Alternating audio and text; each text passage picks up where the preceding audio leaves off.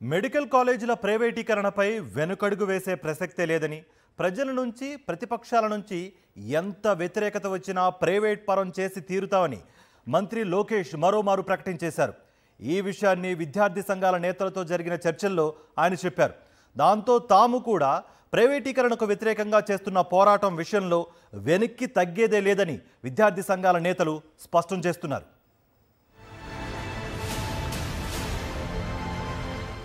YS Jaganmohan Reddy తన పాలనలో ఎంతో కష్టపడి కేంద్రాన్ని ఒప్పించి రాష్ట్రానికి మెడికల్ కాలేజీలను తీసుకొచ్చారు.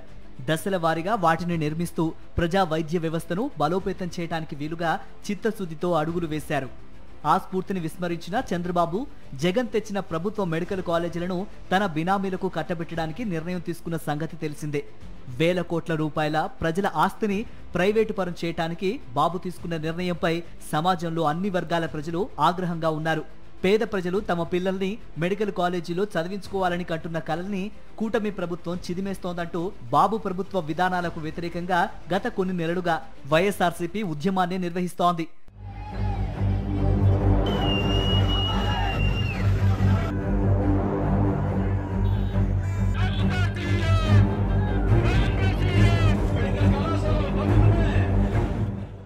రాష్ట్ర వ్యాప్తంగా ఎన్ని నిరసనలు వెల్లువెత్తినా, ఎన్ని విమర్శలు వచ్చినా చెవిటివాడి ముందు శంఖం ఊదినట్టుగా చంద్రబాబు ప్రభుత్వం వ్యవహరిస్తోంది. దీనిపై విద్యార్థి సంఘాలు మండిపడుతున్నాయి. ఈ నేపథ్యంలో మంత్రి లోకేష్ తో విద్యార్థి యువజన సంఘాల నేతలు భేటీ అయి ప్రభుత్వ ఆధ్వర్యంలోనే మెడికల్ కాలేజీలు నిర్వహించాలని కోరారు. ఈ మేరకు వినతి పత్రం ఇచ్చారు. మెడికల్ కాలేజీల ప్రైవేటీకరణ కారణంగా పేద విద్యార్థులు నష్టపోతారని, సామాన్యులకు ప్రభుత్వ వైద్య విద్య మరింత దూరం అయ్యే అవకాశం ఉందని మరోమారు లోకేష్ కు వివరించారు. తామంతా మెడికల్ కాలేజీల ప్రైవేటీకరణను వ్యతిరేకిస్తున్నామని, పీపీపీ విధానంపై ప్రభుత్వ వైఖరి మార్చుకుని ప్రభుత్వ ఆధీనంలోనే మెడికల్ కాలేజీలు నిర్వహించాలని కోరారు. వారి డిమాండ్లపై స్పందించిన మంత్రి లోకేష్ ప్రైవేటీకరణ చేయడానికి ప్రభుత్వం నిర్ణయం తీసుకుందని, దానిపై వెనక్కి వెళ్లేది లేదని విద్యార్థి సంఘాల నేతలకు చెప్పారు.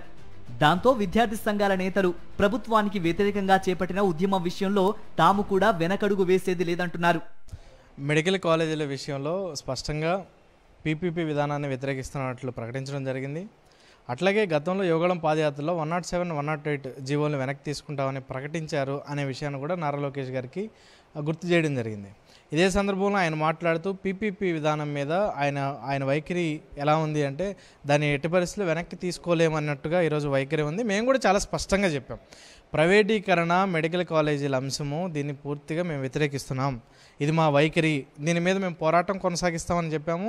ఖచ్చితంగా అందరం కలిసి ఇప్పటికే ప్రభుత్వం విద్యాశాఖ మంత్రి స్పష్టంగా చెప్పాడు కాబట్టి ఉద్యమ కార్యాచరణ కూడా భవిష్యత్తులో మెడికల్ కాలేజీల ప్రైవేటీకరణకు వ్యతిరేకంగా ఉద్యమ కార్యాచరణ కూడా ప్రకటించడం జరుగుతుందని ఈ సందర్భంగా తెలియజేస్తున్నాం. అదేవిధంగా ఏవైతే ఈ యొక్క డిమాండ్లతో పాటు మెడికల్ కళాశాలను ప్రైవేటు పరం చేస్తామని చెప్పారో దాన్ని ఖచ్చితంగా మీరు వెనక్కి తీసుకోవాలి, లేకపోతే పెద్ద ఎత్తున ఆందోళన చేస్తామని చెప్పి ముక్తకంఠంగా హెచ్చరించడం జరిగింది. అదేవిధంగా ఇంజనీరింగ్ మరియు డిగ్రీ కళాశాల మేనేజ్మెంట్లు తీవ్రమైనటువంటి సంక్షోభంలో ఉన్నాయి. డిగ్రీ కళాశాలలు మూతపడేటువంటి ప్రమాదంలో ఉన్నాయి. అందువల్ల వెంటనే ఫీజు రియంబర్స్మెంట్ ఇవ్వాలా అని చెప్పి మేము డిమాండ్ చేయడం జరిగింది విద్యార్థి సంఘాలుగా. మెడికల్ కాలేజీల ప్రైవేటీకరణను ఆపేయాలనే డిమాండ్తో పాటు మొత్తం 11 డిమాండ్స్ ను ప్రభుత్వం ముందు పెట్టారు విద్యార్థి సంఘాల నేతలు. కూటమి ప్రభుత్వం అధికారంలోకి వచ్చిన తర్వాత ఇప్పటి వరకు 6,500 కోట్ల రూపాయలు ఫీజు రియంబర్స్మెంట్ బకాయిలు పేరుకుపోయాయని వెంటనే విడుదల చేయాలని మంత్రిని కోరారు. విద్యా సంస్థల్లో విద్యార్థి సంఘాల ప్రవేశాన్ని నిలుపుదల చేస్తూ కూటమి సర్కార్ ఇచ్చిన ఉత్తర్వులను వెనక్కి తీసుకోవాలని డిమాండ్ చేశారు. వివిధ యూనివర్సిటీల్లో ఖాళీగా ఉన్న ప్రొఫెసర్ పోస్టులను భర్తీ చేయాలని డిమాండ్ చేశారు.